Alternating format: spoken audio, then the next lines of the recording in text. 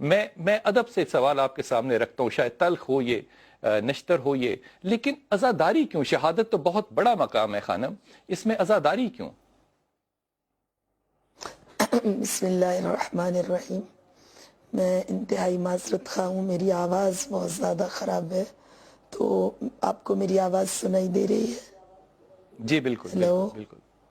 جی آپ کو آواز جی بسم سنائی اللہ، آپ دے کی رہی آواز آ رہی ہے خانم؟ جی تو جی بالکل میں آ رہی عرض ہے۔ کر رہی تھی جی کہ کربلا خون ختمی مرتبت کا معجزہ ہے، اور عزاداری کربلا کا وہ میڈیا ہے جس نے تاریخ کے گونگ لمحات کو زبان دی، جس کے سبب، واہ جس کی سبحان اللہ۔ وجہ اور جس کے فیض سے، جس عزاداری کے فیض سے خون کی نجابت اور کردار کی طہارت کا معجزہ انسانیت کے سامنے رونما بے ہوا۔ شک۔ عزاداری کربلا کا وہ میڈیا ہے جو ظلم و ستم کے ہر دور میں، ظلم و ستم کی تاریخ میں، طویل تاریخ میں ہمیشہ سربلند و سرفراز رہا، اور جس نے کبھی انسانوں کو، میر کاروان کربلا کے چاہنے والوں کو، پیروکاروں کو، بلکہ علامہ اقبال حکیم امت شاعر بلند اقبال کے بقول جتنے حریت طلب ہیں، جتنے آزادی طلب افراد ہیں،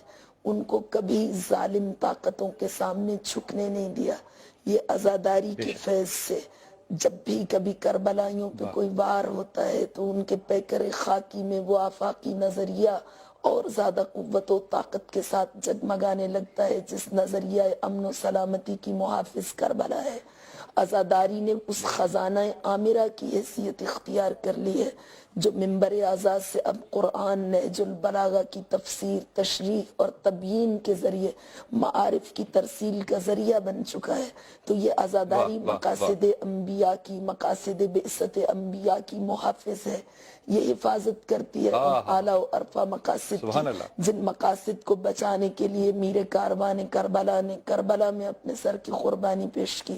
اگر عزاداری نہ ہوتی تو فلسفہ شہادت لوگوں کی سماعتوں تک نہ پہنچتا، مقاصد سبحان انبیاء اللہ۔ کی وہ عظمت لوگوں تک نہ پہنچتی۔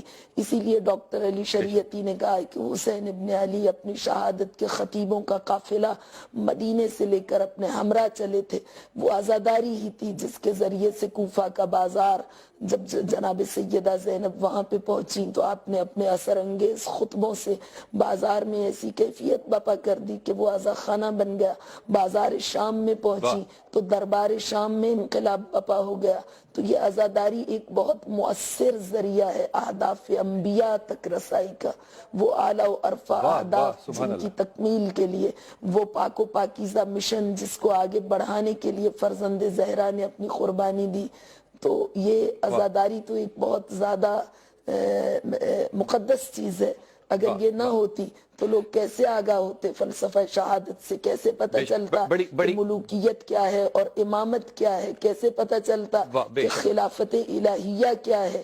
اور کرپٹ اور اپنے پست مفادات کے حصول کے لیے اقتدار کے خواہشات میں فنا ہو جانے والے یہ دنیاوی بادشاہ کیسے ہیں؟ یہ عزاداری نے کیا امتیاز خوبصورت تعریف قائم فرما کیا دی، ہے ان کیا کے خوبصورت درمیان۔ تعریف